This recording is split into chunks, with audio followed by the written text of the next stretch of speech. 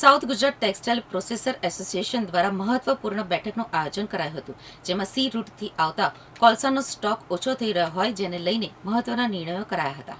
સુરતમાં south Gujarat textile processor association દ્વારા મહત્વપૂર્ણ બેઠક યોજાઈ હતી.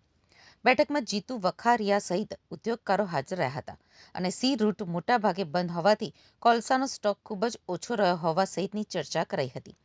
જીતુ વખારિયાના જણાવ્યા મુજબ હાલમાં પૂરતો કોલસો મળી રહ્યો નથી અને જે ઉપલબ્ધ છે તે પણ જલ્દી જ સમાપ્ત થવાની શક્યતા છે.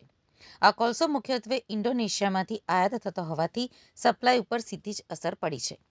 મધ્ય પૂર્વમાં ચાલી રહેલા યુદ્ધ જેવી વૈશ્વિક પરિસ્થિતિઓના કારણે પણ સપ્લાય ચેઇન ઉપર અસર પડી રહી હોવાનું સામે આવ્યું છે.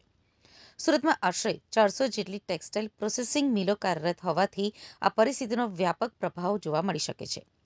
ઉદ્યોગોમાં વિવિધ પ્રકારના 100 જેટલા કલર અને 100 જેટલા કેમિકલ્સનો ઉપયોગ થતો હોવાથી ઉત્પાદન પ્રક્રિયા વધુ અસરગ્રસ્ત થવાની શક્યતા વ્યક્ત કરવામાં આવી છે. પાણી, કોલસો અને વીજળી જેવી સમસ્યાઓને ધ્યાનમાં રાખી મહત્વનો નિર્ણય લેવાયો હતો. હવે ટેક્સટાઇલ પ્રોસેસિંગ યુનિટ્સ અઠવાડિયામાં 2 દિવસ બંધ રાખવામાં આવશે. એક સાથે તમામ મિલો બંધ નહીં રહે, પરંતુ અલગ અલગ દિવસે અલ્ટરનેટ રીતે 2 દિવસ સુધી યુનિટ્સ બંધ રાખવામાં આવશે. જો પરિસ્થિતિ આવી જ રહેશે તો આગળ વધુ કડક નિર્ણયો લેવામાં આવી શકે છે. ઉદ્યોગોને હાલની પરિસ્થિતિમાંથી બહાર લાવવા આ નિર્ણય લેવાયો છે. આજની મિટિંગનો મળવાનો મૂળ હેતુ એ છે કે છેલ્લા 22-23 દિવસથી ઈરાન, પછી અમેરિકા અને જે રીતની ત્યાં યુદ્ધની પરિસ્થિતિ છે, છેલ્લા 22 દિવસમાં એક દિવસ પણ એવી આશા નથી થઈ કે આ યુદ્ધ હવે અટકી જશે.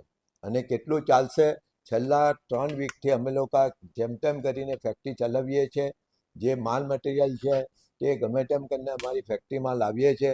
પણ જો આવીને આવી પરિસ્થિતિ રહેશે તો અમારી પાસે જે કંઈ કોલસાનો સ્ટોક છે કે ડાઇસ કેમિકલનો સ્ટોક છે એને રોજે રોજ વાપરીને જો ખોટી રીતે વાપરી નાખશું તો જ્યારે ખરેખર આજે અત્યારે જે મુશ્કેલી છે એનું કોઈ નિરાકરણ થાય તો તાત્કાલિક અમે એને વ્યવસ્થિત રીતે કરી શકીએ.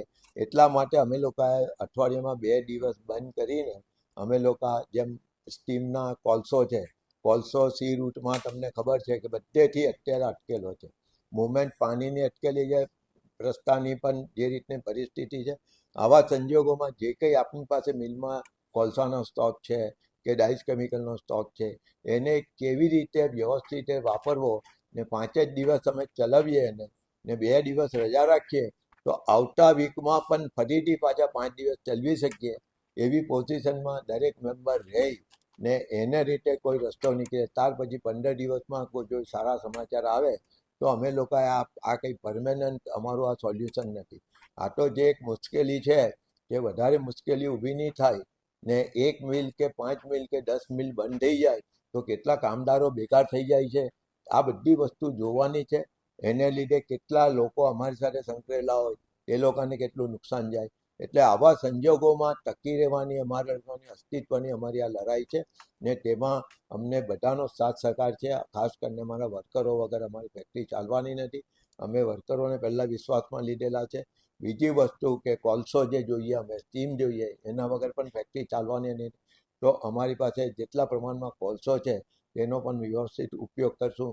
ને ત્રીજી વસ્તુ જે પાવર છે, અમુક વખતે જીઈબીમાં એ લોકો લાઈન મેન્ટેનન્સમાં લેવાના હોય તો એ વિસ્તારને છોડીને બાકીનાનું એ કરવું. એટલે અમે જે તે વિસ્તારમાં જે તે પ્રોબ્લેમ હશે એ રીતે અમે લોકોએ નક્કી કર્યું છે કે 2 દિવસ જે તે વિસ્તારના હશે તે લોકો નક્કી કરશે ને તે રીતે ઇન્ડિવિજ્યુઅલ યુનિટ 2 દિવસ બંધ રહી છે. કોઈ 3 દિવસની થઈ જાય, કોઈ એકની, એ જોવાની જે તે વિસ્તારના જે આગેવાન છે એ લોકો જોશે.